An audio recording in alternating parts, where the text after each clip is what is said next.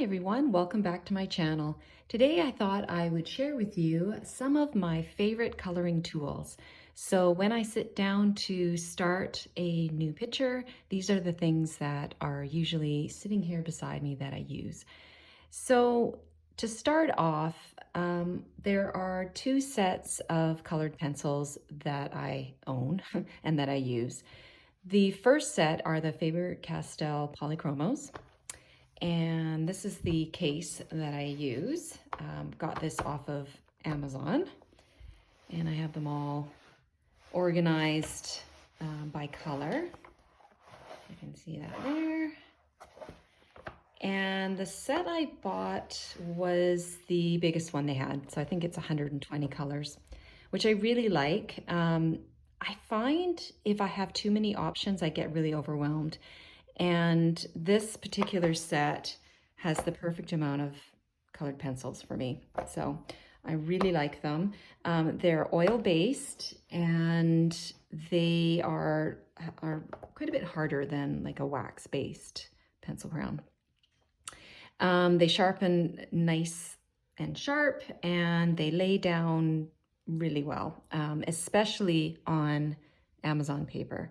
So all of my books, of course, are printed through Amazon, and that's why I use the Polychromos mainly for coloring. I was gonna say too, if you are interested in a really good video about Amazon paper, I'm gonna refer you to my good friend Kim George over at Snickerdoodling LLC, and I'm gonna put her link below for that video.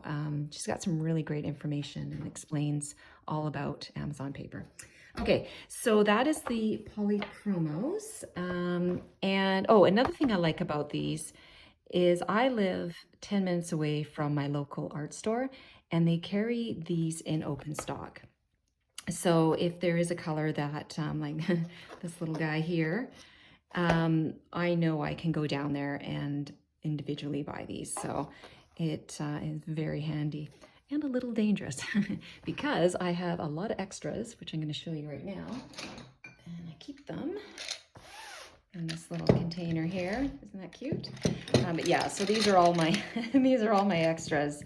I do not like to get down to my little nubbin and not have an extra ready to go. So I always make sure that if I do have a color that is getting low, I will make sure that I have an extra ready to go.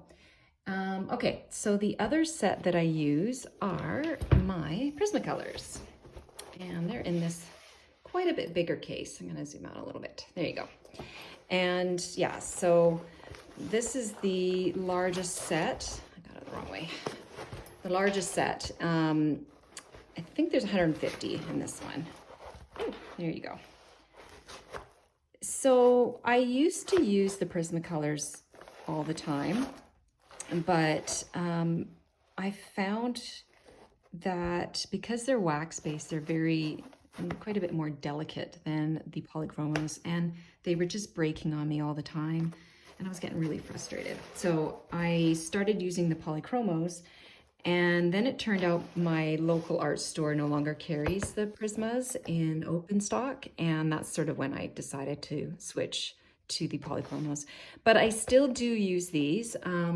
I have other books like my Joanna Basford books, and I think it's Rita Berman, and I will use my Prismacolors for those books. The paper's a little bit smoother, so these are really nice in those books. And yeah, if you're interested in seeing any of my other pages that I've done on like my Joanna Basford books, you can check out my Instagram, Nicola Colors, and I'll put that below. I'll link it there for you. So if you are interested in seeing some of my other work I have done. Okay, so that is my pencils. And I also have these here, these Faber-Castell Pitt pens. And these are brush pens that I have bought.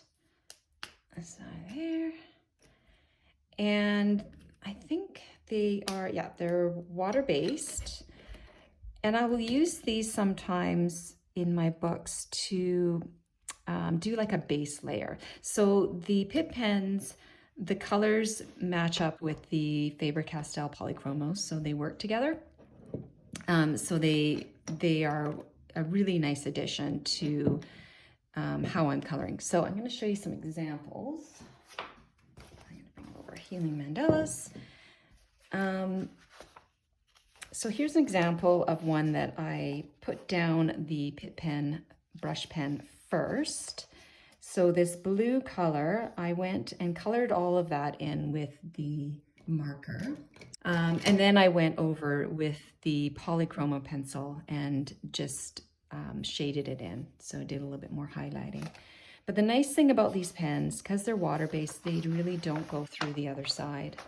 You can see that. I mean, you can tell that there was a marker, but for the most part, it's it hasn't bled through. Got another sample here for you. So same with this one, with the blue here. I put down that marker first, and then I went with the pencil crown and did the highlighting. So you can see a little bit of definition. And the nice thing about doing that is the Pitt pen will, or the marker is going to fill in more of the white. So when I went back over and did my kind of shading look, it was nice because it was quite smooth. So yeah, those have been a nice addition, and I'm enjoying playing around with those and trying them out. All right, so what else do I use?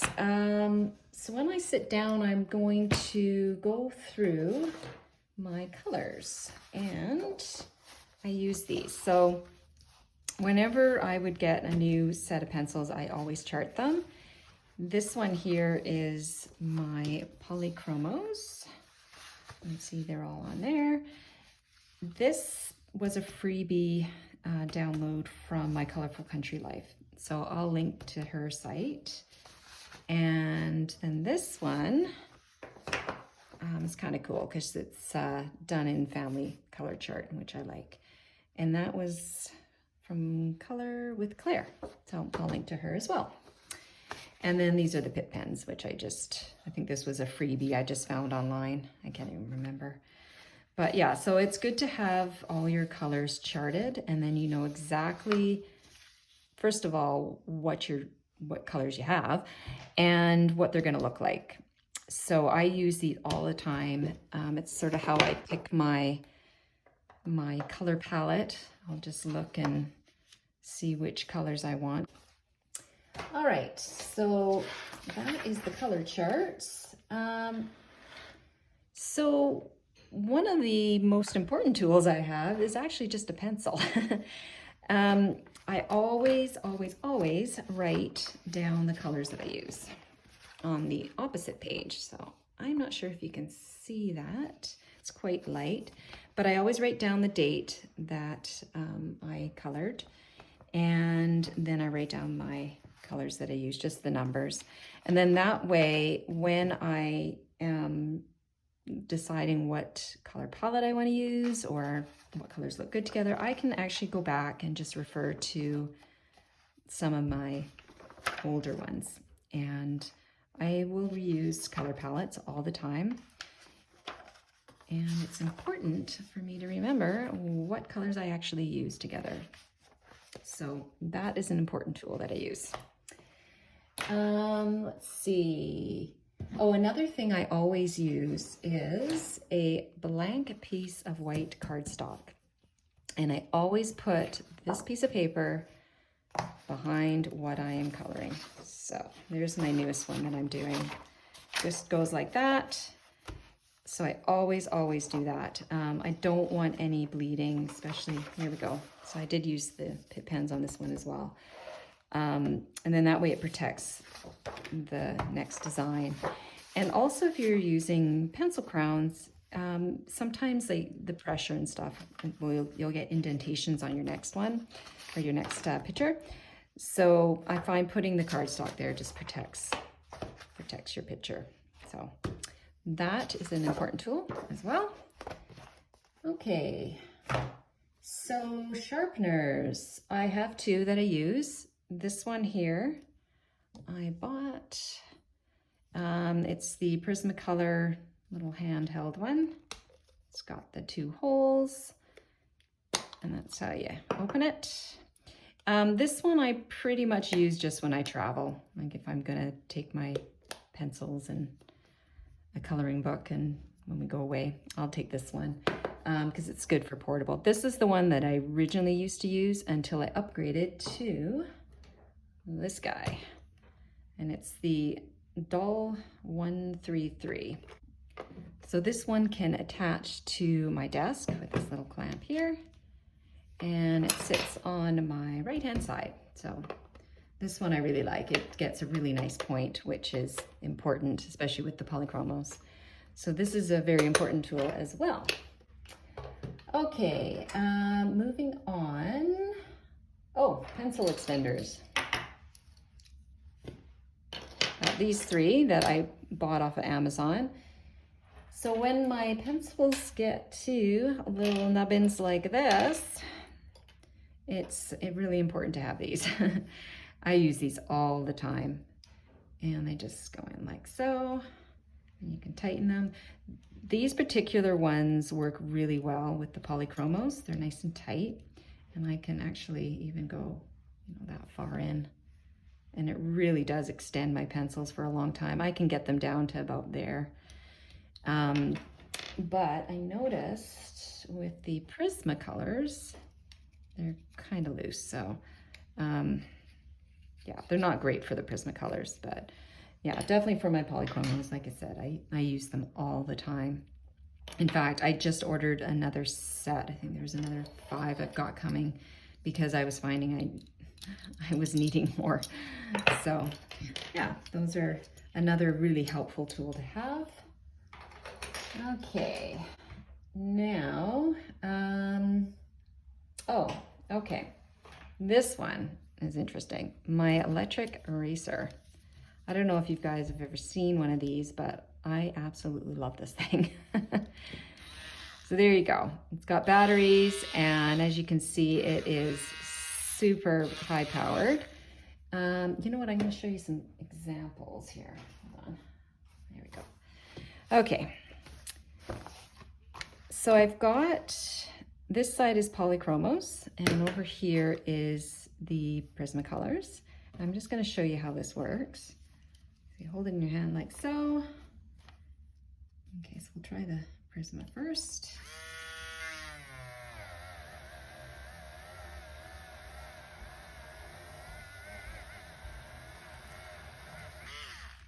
So it doesn't completely take off the color. It's sort of, your color is going to stain. So that was quite a thick petal there.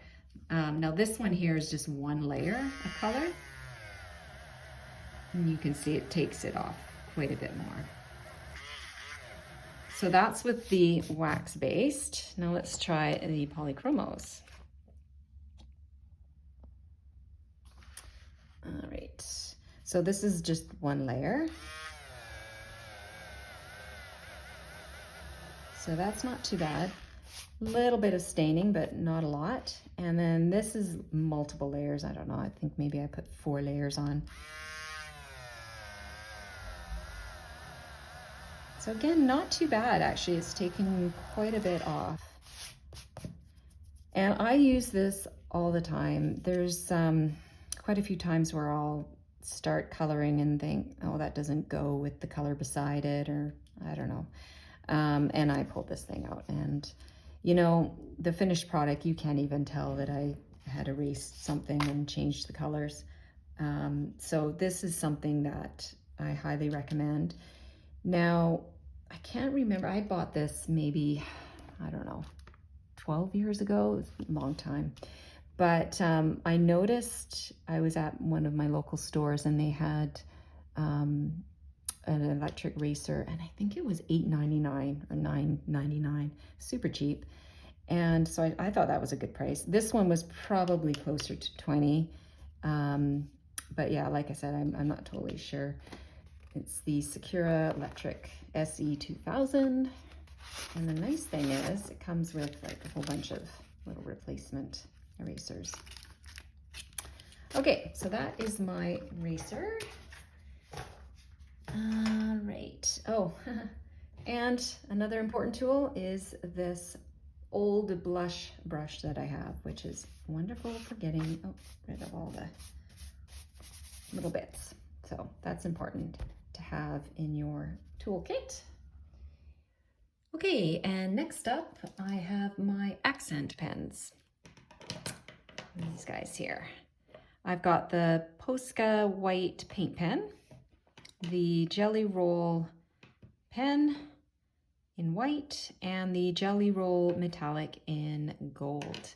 So let's grab the book again, and I can show you some examples. Okay, so this paint pen, the Posca, I use all the time. I love this pen. Give it a little shake. And just gently press. It makes these lovely little white dots. You can also do lines to like that effect as well. So that's the paint pen. There we go. And the white Jelly Roll. I don't use this one very often because I usually will just use my paint pen, but it kind of does the same thing. You have a little bit more control over the size of your dot. So that's that one. And then the metallic in gold. And I think I have a silver one. I usually will use the gold if I do. So that's quite pretty.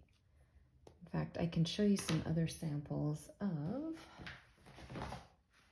when I have used those. Let's see here.